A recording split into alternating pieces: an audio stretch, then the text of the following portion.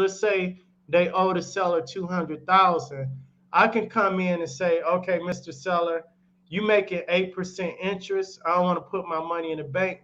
I'm gonna give you 200,000, buy you out. So now I want to collect 8% interest on my 200,000 until it's paid off. So that's the only thing on a true land contract, the way it's really structured. That's the only thing that seller can do. So they must have like a lease with option or something like that. Yeah, and I think the house was in Roseville or Warren, somewhere east. I don't Yeah. remember. People But confuse those two all the time. People, because a lot of people think when you're doing a land contract, it's a tenant. No, it's not. Because when you do a land contract, you don't register the property as a rental property. It's not. It's not a rental agreement or a lease agreement. It's actually a way of selling the property. hmm